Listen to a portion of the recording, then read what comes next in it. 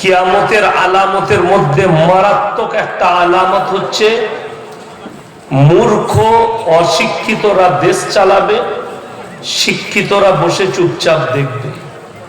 কিয়ামতের এটা একটা মারাত্মক আলামত। দ্বিতীয় নম্বর, ভারতে 30 কোটি মুসলমান আছে। 10 কোটি মুসলমান আছে কিনা সন্দেহ আছে। আপনারা সকলে, এরা যারা বসেছেন এসে, মা বোন ভাই সকলে একটা কথা জানেন, এটা মাদ্রাসার জলসা। সর্বপ্রথম দোয়া দেব, আল্লাহ এই মাদ্রাসাকে দিন দুগুনি রাত চুগুনি তারাক্কি দান করুন, বলুন আমিন। আপনারা সকলে জানেন প্রত্যেকটা মুসলমান নরনারীর জন্য দ্বীনি শিক্ষা অর্জন করা কি ফরজ। এখন যদি এটা নোয়াদা থানা, তাই তো নওদা থানা, এই পুরো নওদা থানায় যদি সমীক্ষা করা হয়, আশা করি 100 জনের মধ্যে 85টা মুসলমানের কাছে দ্বীনি শিক্ষা নেই। ঠিক বললাম না ভুল বললাম? যদি কেউ বলেন ভুল বললেন, আমি তাকে দিয়ে প্রমাণ করিয়ে দেবো যে তোমার কাছেই দ্বীনি শিক্ষা। এখন মানুষ মুসলমান বেঈমান কাফের যাদিকে দেখছেন, তারা ইসলামের দুশ্মন, কোরআনের দুশ্মন, রাসূলের দুশ্মন, আল্লাহর দুশ্মন। তারা তো গালি দিবেই, দিবে না? দিবে না? প্রতিনিয়ত দিচ্ছে। ওইটা সব থেকে দুঃখ নয়, সব থেকে বড় দুঃখ হচ্ছে মুসলমান দাবি করার পরে আল্লাহর সঙ্গে যুদ্ধ ঘোষণা করছে। মুসলমান দাবি করার পরে, মুসলমান দাবি করার পরেও কিছু মানুষ আল্লাহর সঙ্গে দুশ্মনী, রাসূলের সঙ্গে দুশ্মনী। যেমন 1 নম্বর, এই যে কোরআন মাজিদ আল্লাহর মুকাদ্দাস কিতাব, যে কিতাবের মধ্যে এমন একটা শব্দ আছে, ওই প্রথম একবার 2টো আয়াতের উপরে মানুষ যদি বিশ্বাস আনে আর আমল করতে লাগে, তাদের জীবনে কোন রকমের কোন বিপদ আপদ আসবে। সাউন্ড গোলমাল হচ্ছে কেন?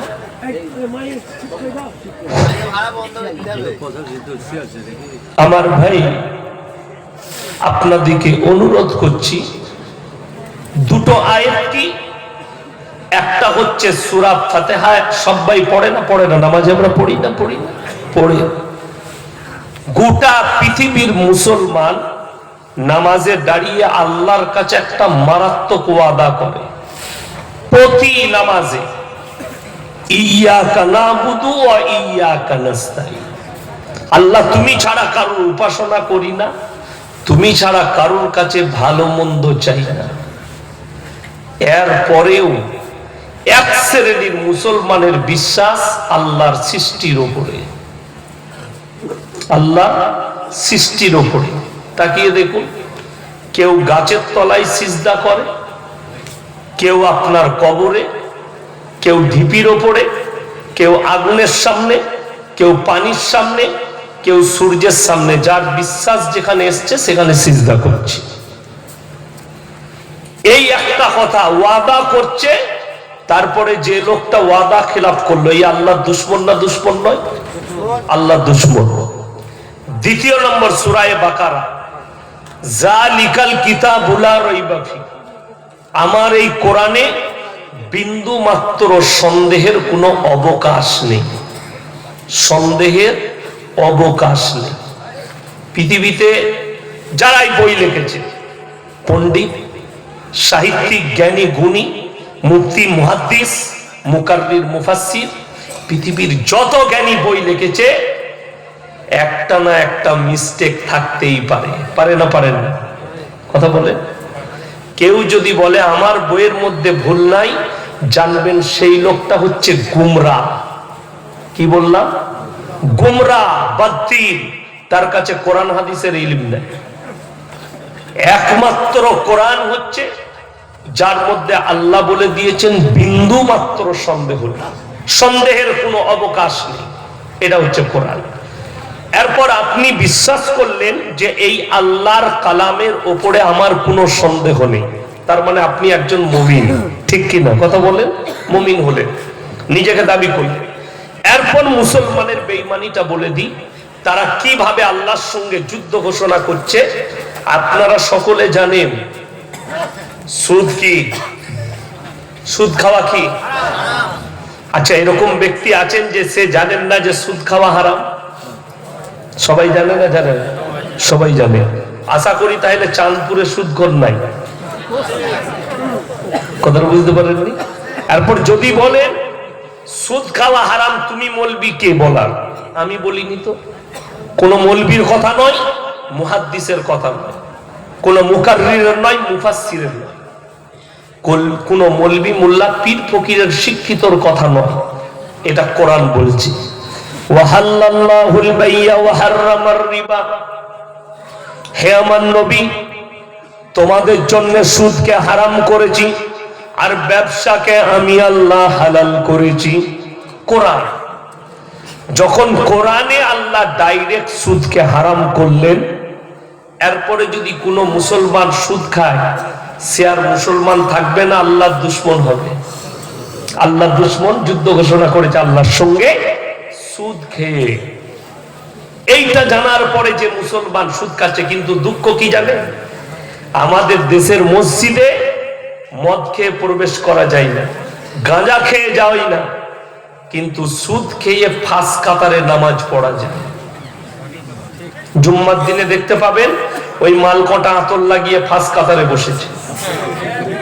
আমি বললি খারাপ বলবি। এই সুদের বয়ান করছি, সকালবেলায় আপনার এলাকায় যতগুলো চায়ের দোকান আছে খোঁজ নিবেন, সকালবেলায় বলবে ওই মৌলবীকে দাওয়াত দেবে, ও বাজে মৌলবী। কোন মালকটা গাল দিবে?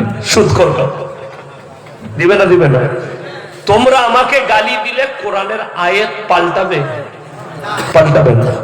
রাসূল সাল্লাল্লাহু আলাইহি সাল্লামের হাদিস শুনে নবীজি বললেন, কেউ যদি 1 টাকা সুদ খায়, মায়ের সঙ্গে 36 বার জিনা করার সমান পাপ হবে। নাউজুবিল্লাহ বলে 36 বার। যারা সুদ খাচ্ছেন তাদেরকে অনুরোধ করছি, যাদের বিবিরা জানে আমার স্বামী সুদখোর, সেই মা দিকে বলছি, তোমার স্বামীর হাত দুটো ধরে বলো, স্বামী আমার সবজি ভাত খাওয়াও হালাল ইনকাম করে, হালাল ইনকাম করো, সবজি ভাত দাও, দামি খাবারের দরকার নাই। আমাদের সমাজের লোক মনে করেছে টাকাটা হচ্ছে সমাজে মেটার করে, যার পয়সা বেশি তার সম্মান বেশি। এটা ভাবছেন তো? যারা ভাবছেন ভুল ভাবছেন। রং। আমাদের সমাজের সব থেকে কম বেতন কার? কথা বলেন না? ইমাম সাহেব। আমার মাদ্রাসায়, আব্বার মাদ্রাসার শিক্ষক, আমার বেতন 11,000। কত বললাম? 11। এই মৌলবি আজকে কালকেও আমি মুর্শিদাবাদে ছিলাম, আমি থাকতে পারতাম, কিন্তু আমার ফিরে যাওয়ার কারণ হচ্ছে আজ সকালে আমি অ্যাটেন্ড করেছিলাম 10টা থেকে আসানসোলে একটা গণবিবাহ। আমার বন্ধু, আমার কাছের মানুষ সাদরুদ্দিন ভাই, অনেক টাকার মালিক, তিনি এই গরিবের ছেলে মেয়েদের বিয়েগুলো নিজের খরচা করে নিজের সংস্থা থেকে দিলেন। চলে বলুন সুবহানাল্লাহ, বড় নেকির কাজ। এবং সেখানে 5 থেকে 6,000 লোককে খানা খাইয়েছে। তো আমার দাওয়াত ছিল, কাছের মানুষ, আমার মাদ্রাসায় যখন যা বলি দেয়। আমি স্টেজে গেলাম, আমি সকলকে চিনি না, কিন্তু সবাই আমাকে ইউটিউবে দেখেছে। আসানসোলের কোর্টের সব থেকে বড় উকিল তিনি ছিলেন, আমি তিনাকে জানতাম না। নামটা বলল, তিনি মাইকটা নিয়ে বললেন, ইনাকে আমি টিভিতে দেখেছি, মোবাইলে দেখেছি, আমি ইনার বক্তব্য শুনি, ভালো কথা রাখেন। তিনি একটা উকিলের কত টাকা হতে পারে? কোটি টাকা হতে পারে না? পারে না? কয়েক কোটি টাকা। আমি কিন্তু গরিব মানুষ, মৌলবি, টাকা নাই, কিন্তু তিনি বলছেন ইনাকে চিনি। আর একজন ওই এলাকার কাউন্সিলর, তিনি বলছেন আমি ভাগ্যবান, এখানে ইয়াসিন সাহেব হাজির হয়েছে, আমি উনার খুব জলসা শুনলাম। আমি নিজেকে বললাম আল্লাহ তোমার শুকর আদায় করে শেষ করতে পারবো না। রাসূলের হাদিস এত সত্য, নবীজি সাল্লাল্লাহু আলাইহি সাল্লাম হাদিস বর্ণনা করেছেন, আল্লাহর রাস্তায় দ্বীনের পথে যারা থাকবে মৃত্যুকাল পর্যন্ত ইজ্জতের রুজি দান করবেন। জোরে বলুন সুবহানাল্লাহ। আমি স্টেজ থেকে, গাড়ি থেকে নামা থেকে আমাকে 4টা বডিগার্ড সাদরুদ্দিন ভাইয়ের ঘেরে স্টেজে নিয়ে গেল, যেন কেউ ধারে কাছে না ঘাসে। আমাকে টেবিলে, প্যান্ডেলে অনেক মেয়ে খাচ্ছিল, আমি খাই না, আমাকে আলাদা ফাঁকা ময়দানে একটা টেবিল দিয়ে তারা দাঁড়িয়ে রইল বডিগার্ড, যেন কেউ এসে ভিড়তে না পারে ফটো তোলার জন্য। আমি খানা খেলাম, বেরিয়ে আমাকে গাড়ি পর্যন্ত তুলে দিল। আল্লাহর শুকর আদায় করলাম, আল্লাহ এটা তোমার কৃপা। একটা ইমামে 6,000 5,000 বেতন। শুনেছেন ইমাম সাহেবের বউ কোমরে কাপড় গুঁজে রাস্তায় বেরিয়ে গ্রুপ লোন করতে যাচ্ছে? কথা বলে না? নাই, একটা খুঁজে পাবেন না। কিন্তু আপনাকে দেখিয়ে দেবো 20,000 রোজগার করে, 30,000 টাকা রোজগার করে, তার পয়সায় বরকত নেই, বউকে রাস্তায় বার করে দিয়েছে, যা গ্রুপ লোন লিয়া। ঠিক বললাম না ভুল বললাম?